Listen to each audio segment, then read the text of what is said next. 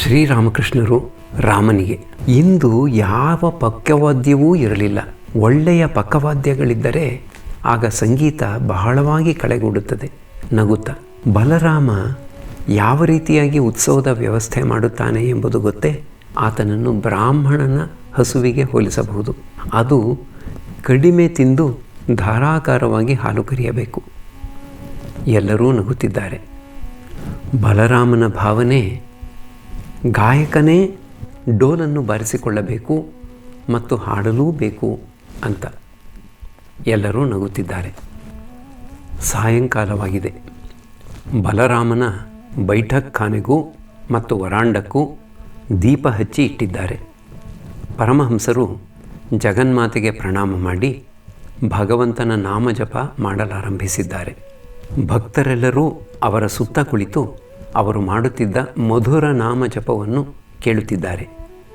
ಪ್ರಾಪಂಚಿಕ ಜೀವನದ ಸಂಬಂಧವಾಗಿ ಪರಮಹಂಸರ ಭಾವ ಪರಿವರ್ತನೆ ಹೊಂದಿರುವುದರ ವಿಷಯವಾಗಿ ತ್ರೈಲೋಕ್ಯನೊಡನೆ ಮಾತುಕತೆಯಾಡಬೇಕೆಂದು ಭಕ್ತರು ನಿರ್ಧರಿಸಿದ್ದಾರೆ.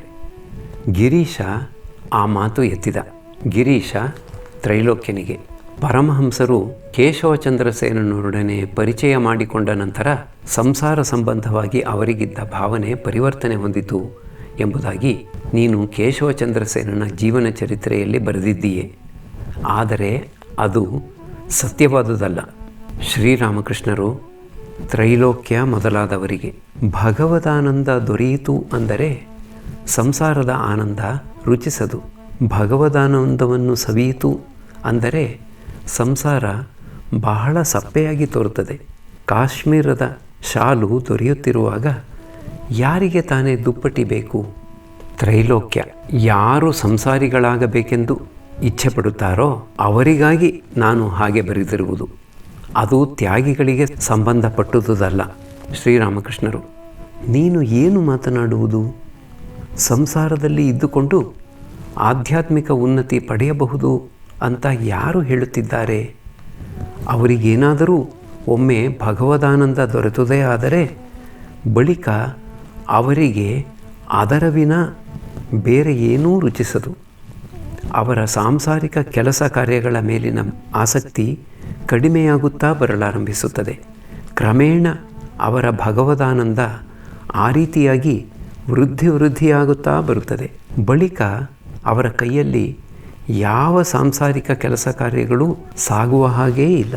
ಕೇವಲ ಆ ಆನಂದಕ್ಕಾಗಿಯೇ ಹುಡುಕಾಡುತ್ತಿದ್ದಾರೆ. ಭಗವದಾನಂದದ ಎದುರು ವಿಷಯದಾನಂದ, ಸಂಭೋಗಾನಂದವೇ. ಅವರೇನಾದರೂ ಒಮ್ಮೆ ಭಗವದಾನಂದದ ಸವಿಯನ್ನು ಸವಿದರು ಅಂದರೆ ಅವರು ಎಂದೆಂದಿಗೂ ಅದರ ಹಿಂದೆಯೇ ಓಡುತ್ತಿರುತ್ತಾರೆ. ಅಂಥವರಿಗೆ ಈ ಸಂಸಾರ ಇದ್ದರೂ ಒಂದೇ, ಸತ್ತರೂ ಒಂದೇ. ಚಾತಕ ಪಕ್ಷಿಯ ಗಂಟಲು ತೃಷೆಯಿಂದ ಒಣಗಿ ಹೋಗಿ ಅದು ಇನ್ನೇನು ಸಾಯುವುದರಲ್ಲಿದೆ. ಅದರ ಸುತ್ತಲೂ ಎಷ್ಟೊಂದು ಪುಷ್ಕರಣಿಗಳಿವೆಯೋ, ಎಷ್ಟೊಂದು ನದಿಗಳಿವೆಯೋ, ಅಲ್ಲೆಲ್ಲ ಮತ್ತು 7 ಸಮುದ್ರಗಳಲ್ಲೂ ನೀರು ಸುಮ್ಮನೆ ತುಂಬಿದೆ. ಆದರೂ ಅದು ಅವುಗಳ ನೀರನ್ನು ಮುಟ್ಟದು. ಗಂಟಲು ಒಡೆದು ಒಣಗಿ ಹೋಗುತ್ತಿದೆ, ಆದರೂ ಕುಡಿಯದು. ಸ್ವಾತಿ ನಕ್ಷತ್ರದ ಮಳೆಯ ನೀರಿಗಾಗಿಯೇ ಹಾ ಎಂದು ಬಾಯಿ ತೆರೆದುಕೊಂಡು ಕುಳಿತಿರುತ್ತದೆ. ಚಾತಕ ಪಕ್ಷಿಗೆ ಸ್ವಾತಿ ಮಳೆಯ ನೀರು ವಿನ ಉಳಿದ ನೀರೆಲ್ಲ ಬರೀ ಧೂಳು ಇದ್ದ ಹಾಗೆ.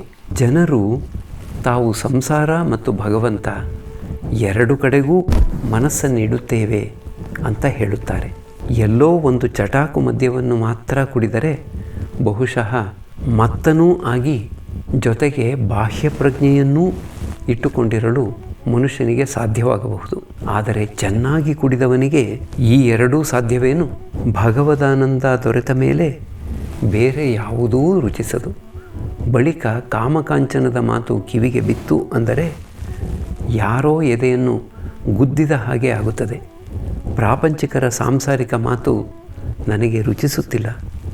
ಯಾವಾಗ ಮನುಷ್ಯ ಭಗವಂತನ ದರ್ಶನಕ್ಕಾಗಿ ಹುಚ್ಚನಾಗಿ ಬಿಡುತ್ತಾನೋ ಆಗ ಆತನಿಗೆ ದುಡ್ಡು ಮುಂತಾದವು ಯಾವುದೂ ಮನಸ್ಸಿಗೆ ಬೇಕಾಗದು. ತ್ರೈಲೋಕ್ಯ ಮಹಾಶಯರೇ, ಮನುಷ್ಯ ಸಂಸಾರದಲ್ಲಿ ಇರಬೇಕಾದರೆ ಆತನಿಗೆ ದುಡ್ಡು ಬೇಕೇ ಬೇಕು. ಮತ್ತು ಸಂಚಯ ಮಾಡಿಯೂ ಇಟ್ಟುಕೊಳ್ಳಬೇಕು. ಆತ ದಾನ ಧರ್ಮಾದಿ ಶ್ರೀರಾಮಕೃಷ್ಣರು. ಏನು, ಮೊದಲು ಹಣ ಸಂಚಯ, ಬಳಿಕ ಭಗವಂತನೋ?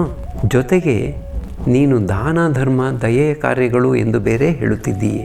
ಸಂಸಾರಿ ತನ್ನ ಮಗಳ ಮದುವೆಗಾಗಿ ಸಹಸ್ರ ರೂಪಾಯಿ ಖರ್ಚು ಮಾಡುತ್ತಿರುತ್ತಾನೆ. ಅದೇ ಸಮಯದಲ್ಲಿ ಪಕ್ಕದ ಮನೆಯವರು ಹೊಟ್ಟೆಗಿಲ್ಲದೆ ಸಾಯುತ್ತಿರಬಹುದು. ಅವರಿಗೆ ಒಂದು ಹಿಡಿ ಅಕ್ಕಿ ಕೊಡುವುದಕ್ಕೂ ಆತನಿಗೆ ಬಹಳ ಕಷ್ಟವಾಗಿ ಕಾಣುತ್ತದೆ. ಒಂದು ಪಕ್ಷ ಕೊಟ್ಟರೂ ಬಹಳವಾಗಿ ಲೆಕ್ಕಾಚಾರ ಹಾಕಿ ಕೊಡುತ್ತಾನೆ. ಆತನ ಸುತ್ತಮುತ್ತಲೂ ಇರುವ ಜನರಿಗೆ ಹೊಟ್ಟೆ ಬಟ್ಟೆಗೆ ಗತಿಯಿಲ್ಲ. ಅದನ್ನು ಕಟ್ಟಿಕೊಂಡು ಇವನಿಗೇನು?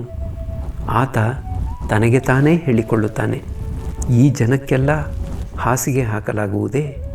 ಈ ದಟ್ಟ ದರಿದ್ರರು ಸತ್ತರೆ ಸಾಯಲೇಳು, ಇದ್ದರೆ ಇರಲೇಳು.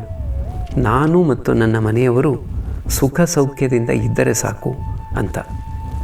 ಇಂಥವರ ಬಾಯಿಂದ ಸಕಲ ಜೀವಿಗಳ ಹಿತಚಿಂತನೆ ಎಂಬ ಮಾತು. ತ್ರೈಲೋಕ್ಯ. ಸಂಸಾರಿಗಳಲ್ಲೂ ಒಳ್ಳೆಯವರಿದ್ದಾರೆ. ಉದಾಹರಣೆಗೆ ಚೈತನ್ಯ ದೇವನ ಭಕ್ತ ಪುಂಡರೀಕ ವಿದ್ಯಾನಿಧಿಯನ್ನು ತೆಗೆದುಕೊಳ್ಳಿ. ಸಂಸಾರದಲ್ಲಿ ಇದ್ದನಲ್ಲ ಶ್ರೀರಾಮಕೃಷ್ಣರು. ಆತ ಭಗವಂತನ ಮದ್ಯವನ್ನು ಗಂಟಲಿನವರೆಗೆ ಮಾತ್ರ ಕುಡಿದಿದ್ದ. ಆತನೇನಾದರೂ ಇನ್ನೂ ಸ್ವಲ್ಪ ಜಾಸ್ತಿಯಾಗಿ ಕುಡಿದಿದ್ದರೆ ಸಾಂಸಾರಿಕನಾಗಿ ಇರುವುದಕ್ಕೆ ಆಗುತ್ತಿರಲಿಲ್ಲ. ತ್ರೈಲೋಕ್ಯ ಒಂದು ಶಬ್ದವನ್ನೂ ಮಾಡದೆ ಸುಮ್ಮನೆ ಕುಳಿತುಕೊಂಡ. ಮಾಸ್ಟರ್ ಗಿರೀಶನಿಗೆ ಗುಟ್ಟಾಗಿ ತಿಳಿಸಿದ, ಹಾಗಾದರೆ ಆತ ಬರೆದಿರುವುದು ಸರಿಯಲ್ಲ. ಗಿರೀಶ ತ್ರೈಲೋಕ್ಯನಿಗೆ, ಹಾಗಾದರೆ ನೀನು ಬರೆದಿರುವುದು ಸರಿಯಲ್ಲ ತಾನೇ? ತ್ರೈಲೋಕ್ಯ, ಏಕೆ ಸರಿಯಿಲ್ಲ? ಸಂಸಾರದಲ್ಲಿದ್ದು ಆಧ್ಯಾತ್ಮಿಕ ಜೀವನದಲ್ಲಿ ಮುಂದುವರಿಯಬಹುದು. ಇವರು ಒಪ್ಪುತ್ತಿಲ್ಲವೇನು? ಶ್ರೀರಾಮಕೃಷ್ಣರು, ಹೌದು, ಸಾಧ್ಯ. ಆದರೆ ಮೊದಲು ಜ್ಞಾನವನ್ನು ಪಡೆದು ಭಗವಂತನ ಸಾಕ್ಷಾತ್ಕಾರವನ್ನು ಪಡೆದು ಕಳಂಕ ಸಾಗರದಲ್ಲಿ ಈಜಾಡಿದರೂ ಕಳಂಕ ಮಾತ್ರ ಆತನ ಶರೀರಕ್ಕೆ ತಾಗದು. ಬಳಿಕ ಆತ ಬದಿಯಲ್ಲಿ ವಾಸಿಸುವ ಮೀನಿನೋಪಾದಿಯಲ್ಲಿ ವಾಸಿಸಬಲ್ಲ. ಭಗವಂತನ ಸಾಕ್ಷಾತ್ಕಾರವನ್ನು ಪಡೆದ ನಂತರ ಆತ ವಾಸಿಸುವ ಸಂಸಾರ ವಿದ್ಯೆಯ ಸಂಸಾರವಾಗಿ ಪರಿಣಮಿಸುತ್ತದೆ. ಅದರಲ್ಲಿ ಕಾಮಕಾಂಚನದ ಗಂಧವೇ ಇರದು.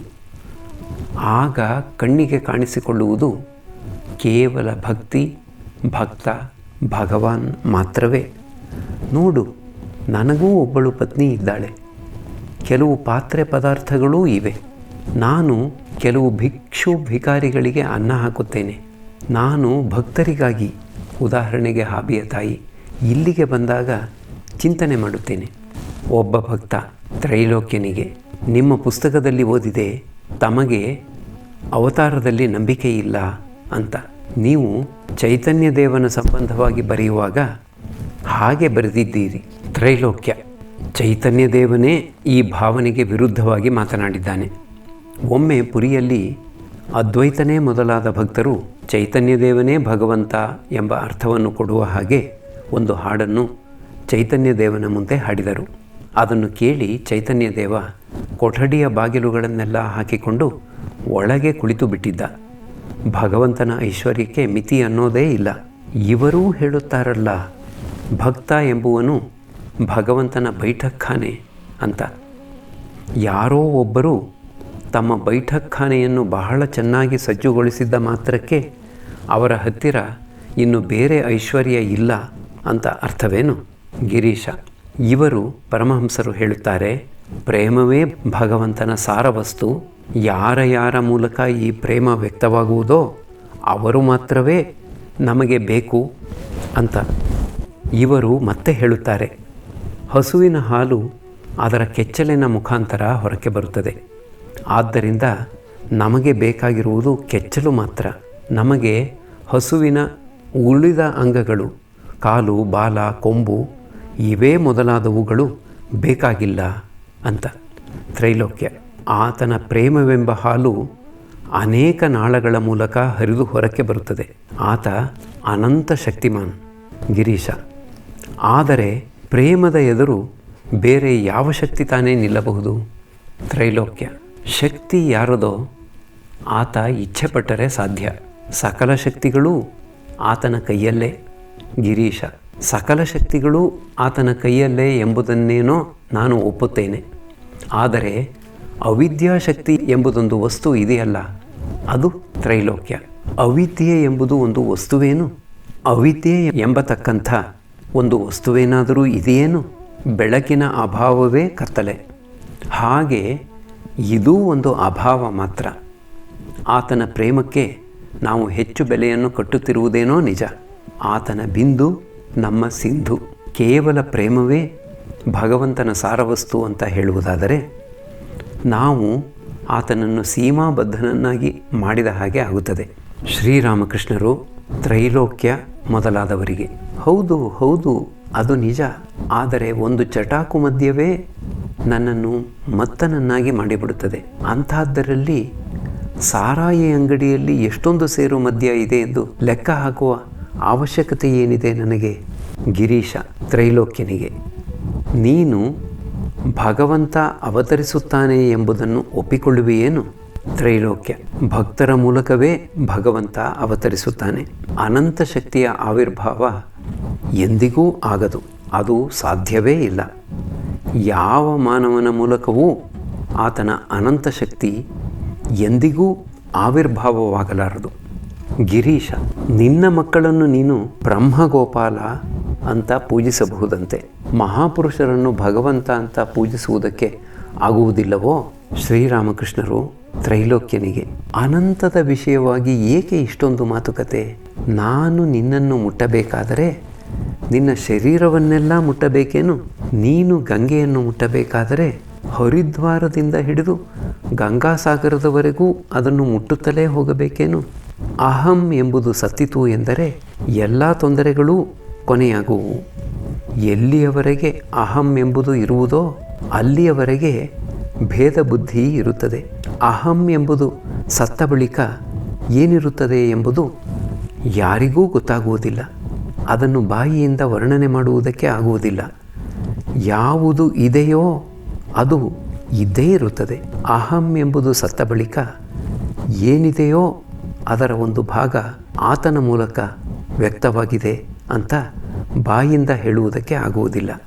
ಸಚ್ಚಿದಾನಂದ ಎಂಬುದು ಒಂದು ಮಹಾಸಾಗರವಿದ್ದ ಹಾಗೆ. ಅದರೊಳಗೆ ಅಹಂ ಎಂಬ ಘಟ ಮುಳುಗಿಕೊಂಡಿದೆ.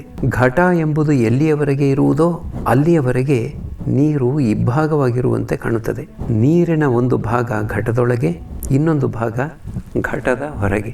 ಆದರೆ ಘಟ ಎಂಬುದು ಒಡೆದು ಪುಡಿ ಪುಡಿಯಾಯಿತು ಎಂದರೆ ಆಗ ಉಳಿಯುವುದು ಒಂದೇ ಒಂದು ಅನಂತ ಜಲರಾಶಿ. ಅದು ಒಂದೇ ಒಂದು ಅನಂತ ಜಲರಾಶಿ ಅಂತಲೂ ಹೇಳುವುದಕ್ಕೆ ಆಗುವುದಿಲ್ಲ. ಹಾಗೆ ಹೇಳಲು ಯಾರು ತಾನೇ ಉಳಿದುಕೊಂಡಿರುತ್ತಾರೆ? ಈ ರೀತಿಯಾಗಿ ಸಂಭಾಷಣೆ ಮುಗಿದ ನಂತರ ಪರಮಹಂಸರು ತ್ರೈಲೋಕ್ಯನೊಡನೆ ಆನಂದದಿಂದ ಮಾತುಕತೆಯಾಡುತ್ತಿದ್ದಾರೆ.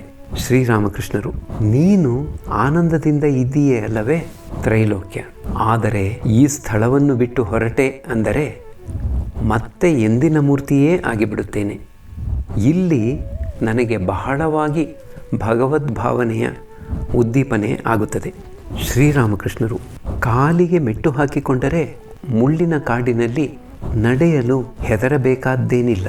ಭಗವಂತನೊಬ್ಬನೇ ಸತ್ಯ, ಉಳಿದುವೆಲ್ಲ ಅನಿತ್ಯ ಎಂಬ ಬೋಧೆಯಿತ್ತು ಅಂದರೆ ಕಾಮಕಾಂಚನಕ್ಕೆ ಹೆದರಬೇಕಾಗಿಲ್ಲ. ತ್ರೈಲೋಕ್ಯನಿಗೆ ಫಲಾಹಾರ ಮಾಡಿಸಲೊಸಗ ಬಲರಾಮ ಆತನನ್ನು ಬೇರೊಂದು ಕೊಠಡಿಗೆ ಕರೆದುಕೊಂಡು ಹೋದ. ಪರಮಹಂಸರು ತ್ರೈಲೋಕ್ಯನ ಮತ್ತು ಆತನಂಥವರ ಮಾನಸಿಕ ಅವಸ್ಥೆಯ ಸಂಬಂಧವಾಗಿ ಭಕ್ತರೆದುರು ವರ್ಣನೆ ಮಾಡುತ್ತಿದ್ದಾರೆ.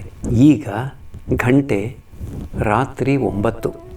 ಶ್ರೀರಾಮಕೃಷ್ಣರು ಗಿರೀಶ ಮಾಸ್ಟರ್ ಮತ್ತು ಉಳಿದ ಭಕ್ತರಿಗೆ: ಇವರು ಯಾವ ರೀತಿಯ ಮನುಷ್ಯರು ಎಂಬುದು ಗೊತ್ತೇ? ಇವರನ್ನು ಎಂದೂ ನೆಲವನ್ನೇ ಕಾಣದ ಬಾವಿ ಕಪ್ಪೆಗೆ ಹೋಲಿಸಬಹುದು. ಬಾವಿ ಕಪ್ಪೆಗೆ ತನ್ನ ಬಾವಿ ಇರುವುದು ಮಾತ್ರವೇ ಗೊತ್ತಿದೆ. ಅದಕ್ಕಾಗಿ ಅದು ನೆಲ ಎಂಬುದೊಂದು ಇದೆ ಎಂಬುದನ್ನು ನಂಬುವುದೇ ಇಲ್ಲ. ಇದೇ ರೀತಿಯಾಗಿ ಇವರಿಗೆ ಭಗವದಾನಂದವನ್ನು ಸವಿಯುವ ಸೌಲಭ್ಯವೇ ದೊರೆಯದೇ ಇರುವುದರಿಂದ ಸಂಸಾರ ಅಂತ ತಲೆ ಚೆಚ್ಚಿಕೊಳ್ಳುತ್ತಿದ್ದಾರೆ. ಗಿರೀಶನಿಗೆ, ನೀನು ಇಂಥವರೊಡನೆ ಏಕೆ ಇಷ್ಟೊಂದು ಚರ್ಚಿಸುತ್ತಿದ್ದೀಯೇ? ಇವರಿಗೆ ಎರಡೂ ಸಂಸಾರ ಮತ್ತು ಭಗವಂತ ಬೇಕು. ಭಗವದಾನಂದವನ್ನು ಸವಿಯದ ಹೊರತು ಅದರ ಸಂಬಂಧವಾದ ಮಾತುಕತೆ ಯಾರಿಗೂ ಅರ್ಥವಾಗದು. 5 ವರ್ಷದ ಬಾಲಕನಿಗೆ ಪತ್ನಿಯ ಸಹವಾಸದ ಸುಖ ಏನು ಎಂಬುದನ್ನು ವರ್ಣಿಸಲಾಗುವುದೇ. ಪ್ರಾಪಂಚಿಕರ ಭಗವಂತನ ಸಂಬಂಧವಾದ ಮಾತುಕತೆಗಳೆಲ್ಲ ಬರೀ ಕೇಳಿಕೆಯ ಮಾತುಗಳೇ. ಇವು ಮನೆಯಲ್ಲಿ ಚಿಕ್ಕಮ್ಮ ದೊಡ್ಡಮ್ಮ ಪರಸ್ಪರ ಜಗಳಾಡುವಾಗ ಉಪಯೋಗಿಸುವ ಮಾತುಗಳನ್ನು ಕೇಳಿಕೊಂಡಿದ್ದು, ತಾವೂ ಜಗಳವಾಡುವಾಗ ನಮ್ಮ ದೇವರಿದ್ದಾನೆ, ದೇವರಾಣೆಯಾಗಿಯೂ ಎಂಬುವೇ ಮೊದಲಾದ ಮಾತುಗಳನ್ನು ಮಕ್ಕಳು ಉಪಯೋಗಿಸುವ ಹಾಗೆ. ಚಿಂತೆಯಿಲ್ಲ, ಇದು ಅವರ ತಪ್ಪಲ್ಲ. ಎಲ್ಲರೂ ಆ ಅಖಂಡ ಸಚ್ಚಿದಾನಂದವನ್ನು ಅರಿತುಕೊಳ್ಳುವ ಸ್ಥಿತಿಯಲ್ಲಿದ್ದಾರೇನು? ರಾಮಚಂದ್ರ ಯಾರು ಎಂಬುದು ಕೇವಲ 12 ಋಷಿಗಳಿಗೆ ಮಾತ್ರ ಗೊತ್ತಿತ್ತು. ಅವತಾರ ಪುರುಷನನ್ನು ಗುರುತಿಸಲು ಎಲ್ಲರ ಕೈಯಿಂದಲೂ ಸಾಧ್ಯವಿಲ್ಲ. ಕೆಲವರು ಆತನನ್ನು ಸಾಮಾನ್ಯ ಮನುಷ್ಯನೆಂದೂ ಇನ್ನು ಕೆಲವರು ಸಾಧು ಎಂದು ಎಣಿಸುತ್ತಾರೆ. ಆದರೆ ಎಲ್ಲೋ ಕೆಲವರು ಮಾತ್ರವೇ ಆತನನ್ನು ಒಬ್ಬ ಅವತಾರ ಪುರುಷನೆಂದು ಗುರುತಿಸಬಲ್ಲರು. ಯಾರದು ಯಾವ ಥರದ ಬಂಡವಾಳವೋ ಅದಕ್ಕೆ ಅನುಗುಣವಾಗಿ ಅವರು ವಸ್ತುಗಳಿಗೆ ಬೆಲೆ ಕಟ್ಟುತ್ತಾರೆ. ಒಬ್ಬ ಧನಿಕ ತನ್ನ ಸೇವಕನಿಗೆ ಹೇಳಿದ, ನೀನು ಈ ವಜ್ರವನ್ನು ಪೇಟೆಗೆ ತೆಗೆದುಕೊಂಡು ಹೋಗಿ ಇದಕ್ಕೆ ಯಾರ್ಯಾರು ಎಷ್ಟೆಷ್ಟು ಬೆಲೆ ಕಟ್ಟುತ್ತಾರೆ ಎಂಬುದನ್ನು ತಿಳಿದುಕೊಂಡು ಬಾ. ಮೊದಲು ಇದನ್ನು ಬದನೆಕಾಯಿ ಮಾರುವವನ ಹತ್ತಿರ ತೆಗೆದುಕೊಂಡು ಹೋಗು ಅಂತ. ಆ ಸೇವಕ ಮೊದಲು ಆ ವಜ್ರವನ್ನು ಬದನೆಕಾಯಿ ಮಾರುವವನ ಹತ್ತಿರಕ್ಕೆ ತೆಗೆದುಕೊಂಡು ಹೋದ. ಆತ ಆ ವಜ್ರವನ್ನು ತಿರುಗಿಸಿ ನೋಡಿ ಮಾಡಿ ಹೇಳಿದ, ನೋಡು, ನಾನು ಇದಕ್ಕೆ 9 ಸೇರು ಬದನೆಕಾಯನ್ನು ಕೊಡಬಲ್ಲೆ ಅಂತ. ಸೇವಕ ಹೇಳಿದ, ಅದಕ್ಕಿಂತ ಇನ್ನೂ ಸ್ವಲ್ಪ ಜಾಸ್ತಿಯಾಗಿ ಹೋಗಲಿ, 10 ಸೇರು ಅಂದ. ಅಂಗಡಿಯವ ಹೇಳಿದ, ಇಲ್ಲ, ನಾನು ಆಗಲೇ ಪೇಟೆ ಧಾರಣೆಗಿಂತ ಸ್ವಲ್ಪ ಅಧಿಕವಾಗಿಯೇ ಹೇಳಿಬಿಟ್ಟೆ. ನಿನಗೆ ಸಮ್ಮತವಾದರೆ ಕೊಟ್ಟು ಹೋಗು, ಇಲ್ಲದಿದ್ದರೆ ಹಾಗೇ ಹೋಗು ಅಂತ. ಸೇವಕ ನಗುತ್ತಾ ಆ ವಜ್ರವನ್ನು ವಾಪಸ್ಸು ತೆಗೆದುಕೊಂಡು ಬಂದು ಯಜಮಾನನಿಗೆ ತಿಳಿಸಿದ, ಸ್ವಾಮಿ, ಬದನೆಕಾಯಿ ಮಾರುವವನು 9 ಸೇರು ಕಾಯಿಗಿಂತ ಅಧಿಕವಾಗಿ ಏನನ್ನೂ ಕೊಡಲಾಗುವುದಿಲ್ಲವಂತೆ, ಮತ್ತು ಆತ ಪೇಟೆ ಧಾರಣೆಗಿಂತ ಅಧಿಕವಾಗಿಯೇ ಹೇಳಿಬಿಟ್ಟಿದ್ದಾನಂತೆ ಅಂತ. ಯಜಮಾನ ನಕ್ಕು ಹೇಳಿದ, ಹೋಗಲಿ, ಈಗ ಜವಳಿ ವ್ಯಾಪಾರಿಯ ಹತ್ತಿರ ಹೋಗಿ ಬಾ. ಈಗ ನೀನು ತೋರಿಸಿ ಬಂದವನು ಬರೀ ಬದನೆಕಾಯಿ ವ್ಯಾಪಾರಿ. ಆತನಿಗೆ ವಜ್ರದ ಬೆಲೆ ಏನು ಗೊತ್ತು? ಜವಳಿ ವ್ಯಾಪಾರಿಯ ಬಂಡವಾಳ ಈತನಿಗಿಂತ ಸ್ವಲ್ಪ ಹೆಚ್ಚಿನದು. ನೋಡೋಣ ಆತ ಇದಕ್ಕೆ ಏನು ಬೆಲೆ ಕಟ್ಟುತ್ತಾನೆ ಅಂತ. ಸೇವಕ ಜವಳಿ ವ್ಯಾಪಾರಿಯ ಹತ್ತಿರ ಹೋಗಿ ಕೇಳಿದ, ಏನು, ನಿನಗೆ ಇದು ಬೇಕೇನು?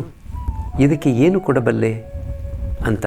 ಆತ ಹೇಳಿದ, ಹೌದು, ಇದು ಸ್ವಲ್ಪ ಬೆಲೆ ಬಾಳೋದೆ, ಇದರಿಂದ ಒಳ್ಳೆ ಒಡವೆ ಮಾಡಿಸಬಹುದು. ನಾನು ಇದಕ್ಕೆ 900 ರೂಪಾಯಿ ಕೊಡಬಲ್ಲೆ. ಸೇವಕ, ನೀನು ಇನ್ನೂ ಸ್ವಲ್ಪ ಜಾಸ್ತಿಯಾಗಿ ಏನಾದರೂ ಕೊಡುವುದಾದರೆ ನಿನಗೆ ಮಾರಿಬಿಟ್ಟು ಹೋಗುತ್ತೇನೆ. ಹೋಗಲಿ, 1000 ರೂಪಾಯಿ ಕೊಡಬಲ್ಲೆಯಾ ಎಂದು ಕೇಳಿದ. ಜವಳಿ ವ್ಯಾಪಾರಿ ಉತ್ತರ ಕೊಟ್ಟ, ಇನ್ನೂ ಹೆಚ್ಚಾಗಿ ಆಸೆ ಪಡಬೇಡ. ನಾನು ಆಗಲೇ ಪೇಟೆ ಧಾರಣೆಗಿಂತ ಸ್ವಲ್ಪ ಅಧಿಕವಾಗಿಯೇ ಬೆಲೆ ಕಟ್ಟಿಬಿಟ್ಟಿದ್ದೇನೆ. ಇದರ ಮೇಲೆ 1 ರೂಪಾಯಿಯನ್ನೂ ಕೂಡ ಜಾಸ್ತಿಯಾಗಿ ಕೊಡಲಾರೆ. ಇಚ್ಛೆ ಇದ್ದರೆ ಕೊಟ್ಟು ಹೋಗು ಅಂತ. ಸೇವಕ ಆ ವಜ್ರವನ್ನು ಹಿಂದಕ್ಕೆ ತೆಗೆದುಕೊಂಡು ನಗುತ್ತಾ ಯಜಮಾನನ ಹತ್ತಿರಕ್ಕೆ ಬಂದು ಹೇಳಿದ, ಈತ 900ಗಿಂತ ಜಾಸ್ತಿಯಾಗಿ 1 ರೂಪಾಯಿಯನ್ನು ಕೊಡಲಾರನಂತೆ, ಮತ್ತು ಈತನು ಆಗಲೇ ಪೇಟೆ ಧಾರಣೆಗಿಂತ ಜಾಸ್ತಿ ಬೆಲೆಯನ್ನು ಕಟ್ಟಿಬಿಟ್ಟಿದ್ದಾನಂತೆ. ಯಜಮಾನ ನಗುತ್ತಾ ಹೇಳಿದ, ಈಗ ಇದನ್ನು ಒಬ್ಬ ರತ್ನ ವ್ಯಾಪಾರಿಯ ಹತ್ತಿರ ತೆಗೆದುಕೊಂಡು ಹೋಗು. ಆತ ಏನು ಬೆಲೆ ಕಟ್ಟುತ್ತಾನೆ ನೋಡೋಣ. ಸೇವಕ ರತ್ನ ವ್ಯಾಪಾರಿಯ ಹತ್ತಿರಕ್ಕೆ ಬಂದು ತೋರಿಸಿದ. ಆತ ಅದರ ಕಡೆಗೆ ಕಣ್ಣು ಹಾಯಿಸಿದೊಡನೆಯೇ ಹೇಳಿದ, ಇದಕ್ಕೆ ನಾನು 1,00,000 ರೂಪಾಯಿ ಕೊಡುತ್ತೇನೆ. ಇವರೆಲ್ಲ ಸಂಸಾರದಲ್ಲಿದ್ದು ಅಧ್ಯಾತ್ಮ ಜೀವನದಲ್ಲಿ ಮುಂದುವರಿಯುವುದರ ಸಂಬಂಧವಾಗಿ ಮಾತುಕತೆಯಾಡುತ್ತಿದ್ದಾರೆ. ಒಬ್ಬ ಒಂದು ಕೊಠಡಿಯಲ್ಲಿ ಇದ್ದಾನೆ ಅಂತ ಇಟ್ಟುಕೊಳ್ಳಿ. ಕಿಟಕಿ ಬಾಗಿಲುಗಳೆಲ್ಲ ಮುಚ್ಚಿವೆ. ಚಾವಣಿಯಲ್ಲಿರುವ ಒಂದು ಪುಟ್ಟ ಕಿಂಡಿಯಿಂದ ಎಲ್ಲೋ ಕಿಂಚಿತ್ ಸೂರ್ಯನ ಬೆಳಕು ಬರುತ್ತಿದೆ ಅಂತ ಇಟ್ಟುಕೊಳ್ಳಿ.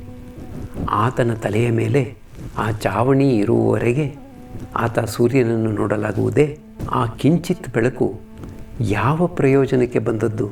ಕಾಮಕಾಂಚನವೇ ಮೇಲ್ಛಾವಣಿ. ಮೇಲ್ಛಾವಣಿಯನ್ನು ಕಿತ್ತು ಬಿಸಾಡಿದ ಹೊರತು ಸೂರ್ಯನನ್ನು ನೋಡಲು ಸಾಧ್ಯವಾಗುವುದೇ? ಸಂಸಾರಿಗಳು ಇಂಥ ಕೊಠಡಿಯಲ್ಲಿ ಬಂಧಿಸಲ್ಪಟ್ಟವರ ಹಾಗೆ ವಾಸಿಸುತ್ತಿದ್ದಾರೆ.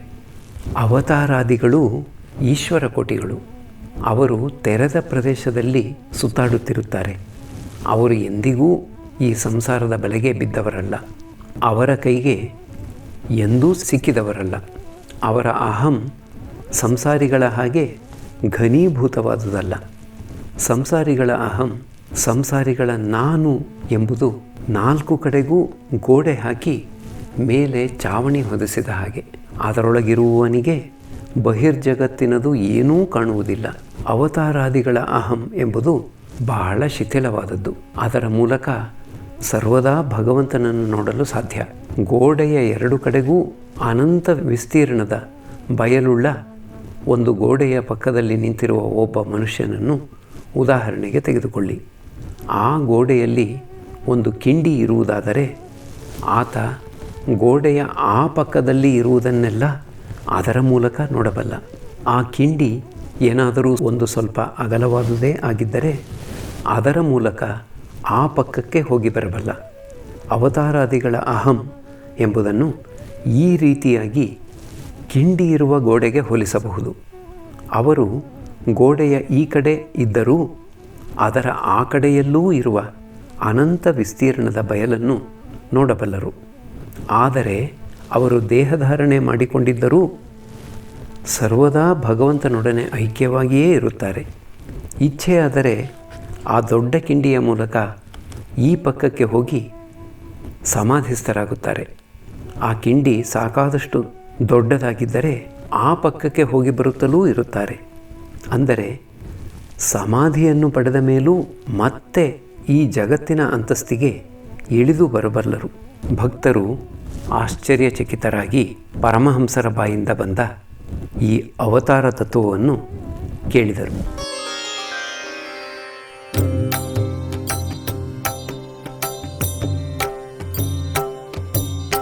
ಶ್ರೀರಾಮ ಕೃಷ್ಣ ಮಂಗಲಕಾರಿ, ಶ್ರೀರಾಮ ಕೃಷ್ಣ ಮಂಗಲಕಾರಿ,